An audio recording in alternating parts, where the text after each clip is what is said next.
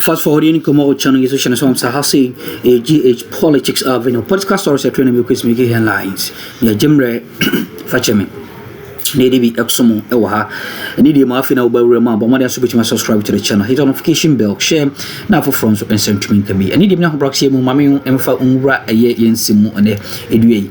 Na NPP minority media budget no oman tracks here omo okay act of parliament.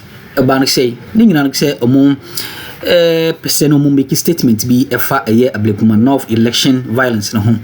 My speaker and so anti-ase amo money sentino omudi abufu a free parliament. No free parliament straight to Jubilee House and omu itimi a call Ǎttǎck a year Julius Debrah with the petition no. With their petition with regards to a year Ablekuma North election violence no home. Any ganam see home sense. Na issue where that was here and he said, Konya Mfa so mbo court parliament, a woman transient crown. And no esafata. We any samakodo am be for transit and pay ene omu eyemu hwemu unto ebe hia say ese unso hu de ko ene de ba. GH Politics Avenue staged a walkout. They were not in parliament earlier today when the finance minister addressed the or that's presented a media budget review, because they went to present a petition to the Jubilee House, the presidency. It was received by Dompreh, who's the Deputy Chief of Staff in charge of operations. The Chief of Staff himself, Julius Debrah, was there. And some NDC MPs, they also had some reason to respond to those matters. But let's take a listen to exactly what the NPP MPs presented to the Chief of Staff at the Jubilee House earlier today in that petition. Take a look. To a very admirable point, and Mr. Chief of Staff, not to bore you with words, Ghana is seen as a beacon and a fledgling democracy. We think that we have contributed hugely. The two main traditions, the NPP and the NDC, both have contributed hugely to building our democracy to the point where we are. The recently held rerun of 19 polling stations birthed a lot of issues. I won't try to unpack them here, but a lot of issues that certainly needs our attention of all the variables involved in the political field, particularly government, because a lot of responsibility is on your head. You are in total control of the security of the state. So we are here to present a petition, basically on two important matters. The violence that occurred at the rerun of Ablekuma North election, and we are upbeat about subsequent elections to be held in our country. We are also worried about Galamsey, and it was one of your messages that you trumpeted with all the promise, rightly or wrongly. Now it's getting out of hand. And our respected Chief of Staff, you are an Easterner. If you are traveling between Enyinem and Nkoko, now the Galamseys are coming on the highway. We are told our water bodies are polluted all over. And even farm products, it's been reported that they've discovered heavy metals in foodstuff from the farm. I think in summary, we are here to present this petition and to appeal for your patriotic intervention in these matters. We have confidence in you. We believe you will act. Now, we hear you have 2/3 majority in Parliament. We heard that. But you also need a minority in Parliament to function. Now, if we don't hear anything, and it is business as usual, it is absolute silence, we are not going to hear anything. This is just the beginning of a series of actions we are going to stage in this country. But we won't do anything out of malice to undermine your governance. But as long as the threat of electoral violence keeps rearing its head, and our authorities seem to be at their wit's end, we'll continue to bring these matters into our attention until it is dealt with. So for and on behalf of the entire minority caucus And by the way, Chief of Staff, our real name is the Mighty Minority. So we present this petition, I present this petition for and on behalf of the entire, respectfully, the entire minority. And we have also attempted, I'm sure the seat of government, you have all the videos of the violence, but we've also, just for the benefit of doubt, a recording of footages of the violence that reportedly occurred. We are presenting this to you, through you, to His Excellency the President. We are confident that the dutiful action will be taken as it should. Grateful. Yes, of course. So, thank you very much, Chief Whip. So, I've received your petition on behalf of the Chief of Staff of the President. We'll do what to present it to you. Thank you. Thank you. Thank you very much. Chief of Staff. It's supposed to be.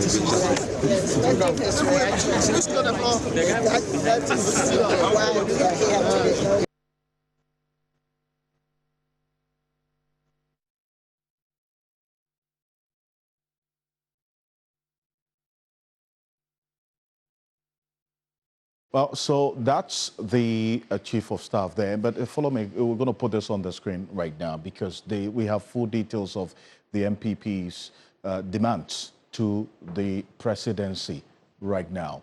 And we're going to put it in on the screen. That's Ablekuma North parliamentary election is one, the rerun, and then the illegal mining, that's Galamsey as well.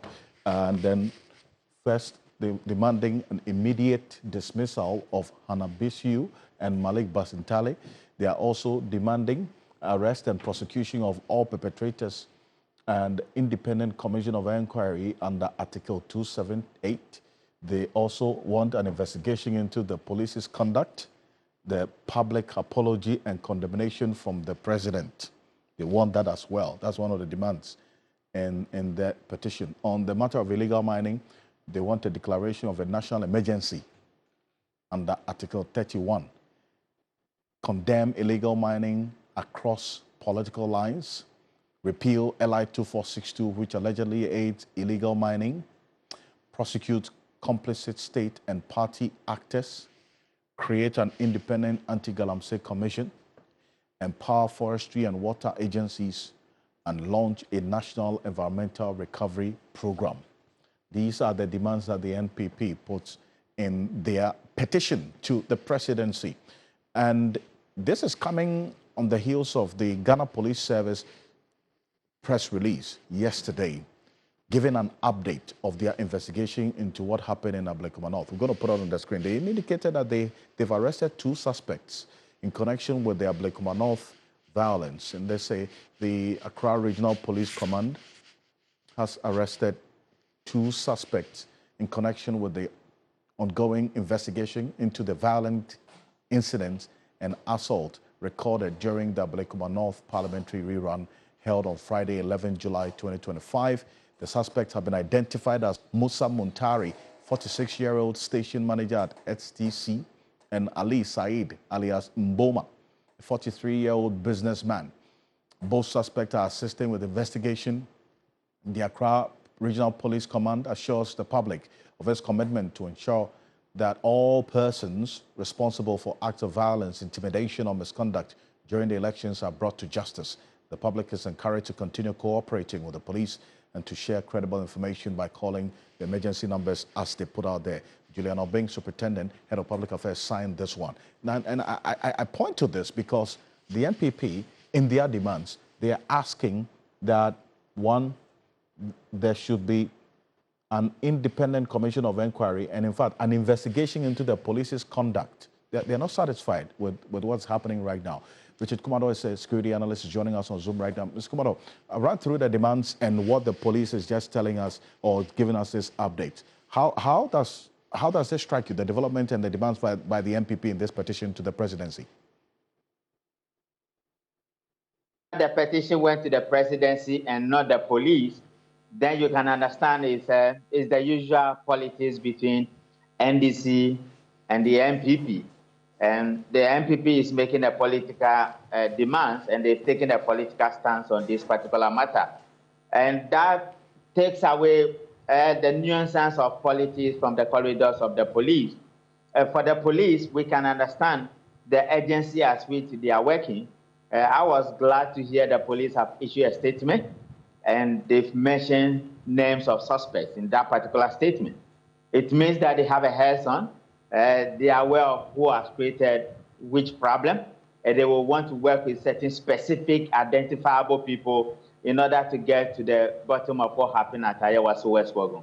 So on the side of the police, we can commend them and encourage them to do as much as they can to ensure that we put this matter behind us, considering the fact that there's a by-election pending at Akotia, and all the lessons learned will be put together and sent to Akotia. I am aware that the police have even been to Akotia, even as we, security consultants and independent bodies have also been there to do the initial risk assessment.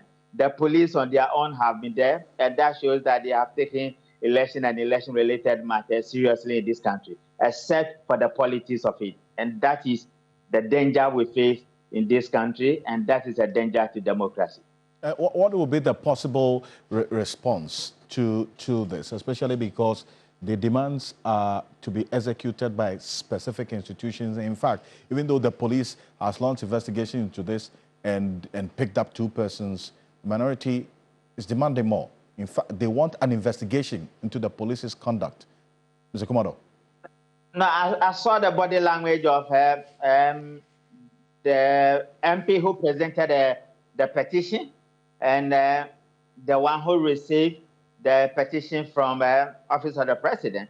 And if you read the body language and you're an expert in body language and semantic ID, you can understand the political connotations. I will not be surprised if the presidency issued a statement and said all the issues of investigations, particularly into the Abrekumanoff election, it has been handled by the police, and they will urge the police to do more.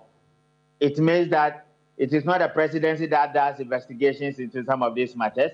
The call to the presidency is a wrong one, and they will want to exonerate themselves from it, and they will pass it back on to the police. And we'll be back to where we are. What you and I can do as people within the media space and who comment on national issues is to put a bit more pressure on the police to say that we've had a lot of election violence in the past. Our elections has gradually become a bit more too violent, which is not too necessary, that we will appeal to both sides of the political divide to act according to law and be a bit more responsible when it comes to elections and how they conduct themselves. Because after you remember that I told you, maintaining law and order by law enforcement agencies, particularly the police, means that good behavior will be marked, orderliness will be marked, disorderliness will be checked, and misbehavior will be investigated and prosecuted. If the police finish their investigations, they will hand over the investigation outcome to the Attorney General. And the Attorney General is the politician who must punish people or who must prosecute people who flout our laws. And when politicians are involved, they must have the courage to do so. Other than that, we are going around in this democracy, and it's affecting our governance, and it's also affecting the frontiers of our democracy. And that is the issue we have to face as Ghanaians. Mr. Kumado, appreciate your time. Thank you for joining us. Thank you. Mr. Kumado is a security analyst. This is Ghana Tonight. We're back shortly after.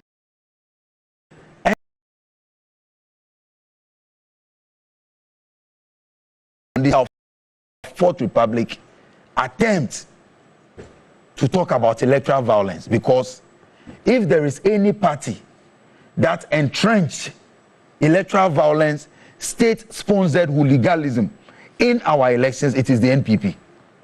Joseph, from 1957, throughout our elections, we've seen some isolated cases of violence, but we can describe those ones as some political hooliganism, where supporters of NDC, NPP clash, or supporters of CPP, PNC, they do clash in elections. But from 2017, what we witness as electoral violence is clearly different from political hooliganism, because from 2017, the NPP introduced a culture of state-sponsored vigilantism, state-sponsored brutalities in elections, state-sponsored violence. Because under the NPP, we saw men in national security apparel, men who were working for the state, engaged in acts of violence. We saw gun-wielding men attack innocent citizens. A sitting member of parliament was attacked. We saw it, we have the videos, and I would have wished that the so-called evidence or videos that they presented to the chief of staff yesterday should have included some of those footages. Myself, as I sit with you this morning, Joseph, I am a survivor. I was a victim of the Ayawaso West Wugon by elections, state-sponsored violence. And so when they stage a walkout claiming that today they love peaceful democracy, such that the violence that we recorded in Ablekuma, not rerun, is the reason why they stage a walkout. It shows how deeply hypocritical the minority is. Joseph, again, after the Ablekuma North rerun, we have seen actions being taken by our institutions. As we speak, 2 people have been arrested. People are being arraigned before court. Investigations are ongoing. The police have consistently updated us on steps they are taking to bring justice to the families or the individuals that were affected. But Joseph, do you know that when the NPP, after the Ayawaso West Wugon state-sponsored violence, decided to set up a commission of inquiry, the Emil Short Commission of Inquiry, I have the report here. That report presented the NPP a solid opportunity to deal with the challenge at hand. But what did they do?